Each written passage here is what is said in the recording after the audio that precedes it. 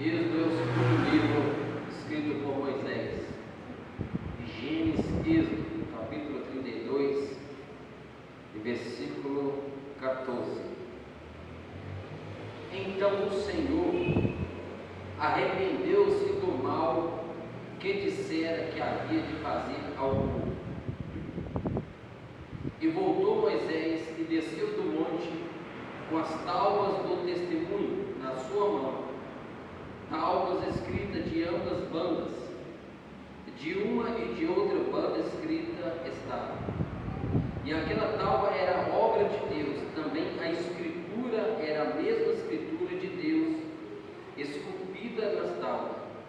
E ouvindo Josué a voz do povo que jubilava, disse a Moisés: alarido de guerra no arraial.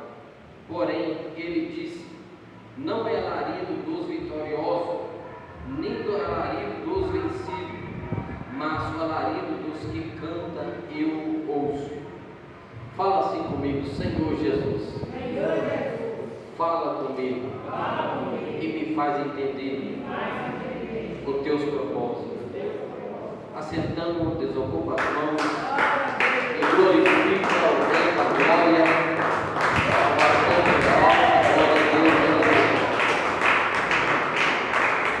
Queridos irmãos, eu quero pregar pausadamente, porque minha voz está muito desgastada. Preguei a semana toda, preguei na festividade, foi no sábado, né? Lá no Marimbá, preguei no domingo, preguei a semana toda. Só eu não preguei, se eu não me engano, foi na terça-feira que eu não preguei. Mas a semana toda eu preguei. Sábado agora que é uma festividade, eu vou pregar. Domingo também não vai dar, não vai poder eu estar aqui na frente dos irmãos. Vou pedir um pregador para vir pregar aqui no meu lugar no domingo, porque eu vou estar pregando a festividade lá no bairro Salomé, 25 anos do ciclo de oração. Queridos irmãos, quando nós olhamos para a Bíblia Sagrada, a gente vai ver, meus irmãos, que Deus, Ele olhando para a terra, Ele vendo aquela terra que era uma terra politeísta, uma terra que se adorava a vários deuses, deuses pagãos, Deus feito por mão de homem.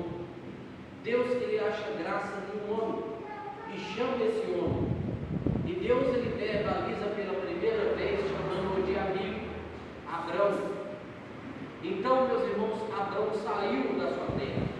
Ele escutou a voz de Deus, ele saiu numa terra que ele nem sabia onde era. Ele escutou uma voz.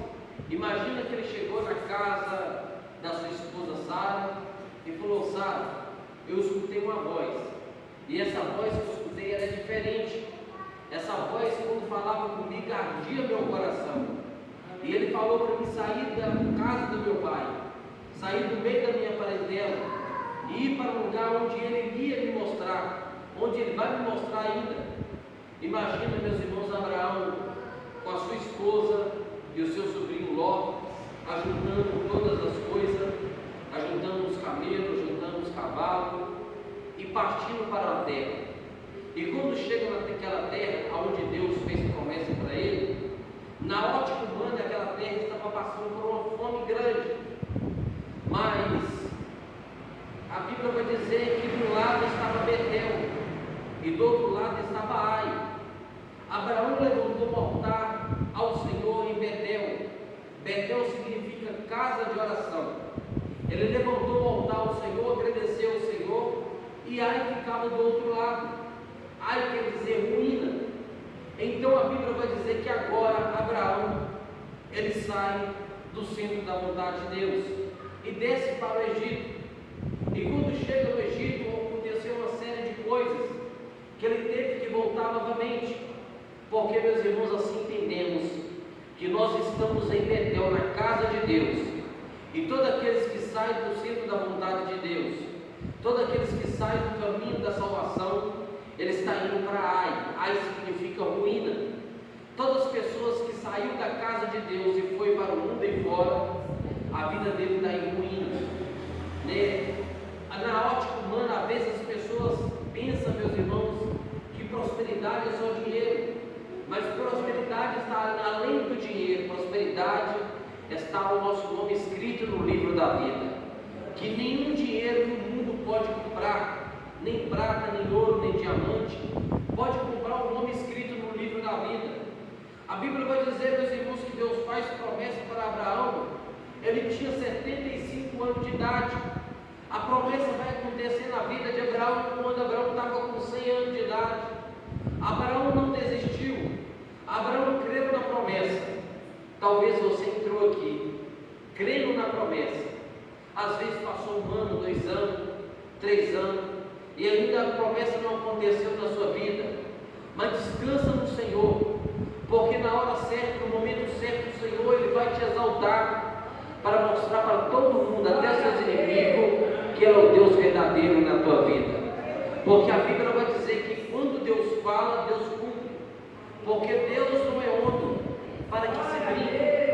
Deus não é filho de homem para que se arrependa.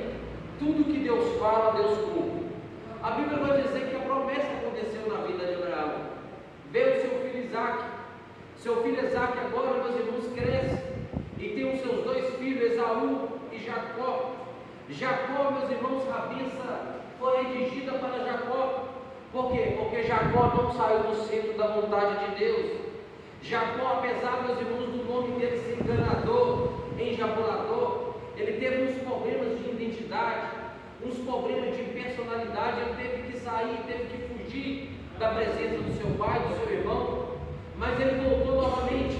E quando ele volta novamente, a Bíblia vai dizer que ele teve um encontro com um anjo no Vale de Jaboque. Talvez você está no Vale de Jaboque. Às vezes o pastor não consegue te ajudar. Talvez o pregador não consegue te ajudar. Talvez a sua família não consegue te ajudar. Porque essa luta espiritual é você, né, com o anjo. E essa luta espiritual, meus irmãos, é oração. Enquanto mais você ora, mais você recebe a tua bênção. Porque, meus irmãos, não sei se os irmãos já percebeu, toda vez que nós vamos orar, parece que vem um desânimo, vem aquela abrição de boca, né? Se a gente não firmar, não concentrar na oração, a gente bobear, a gente até dorme. Porque, meus irmãos, é uma guerra espiritual. A gente não consegue ver, mas é uma guerra espiritual. O inimigo tenta, meus irmãos, impedir das nossas orações chegar até o trono, porque ele sabe, meus irmãos, quando o homem ora, quando a mulher ora, Deus responde, porque a Bíblia vai dizer que é uma promessa grande para aqueles que buscam a Deus com sinceridade. Então Jacó, meus irmãos, agora é pai dos 12 filhos, que são as 12 tribos de Israel. A Bíblia vai dizer que Jacó teve um filho jovem, que ele amava muito.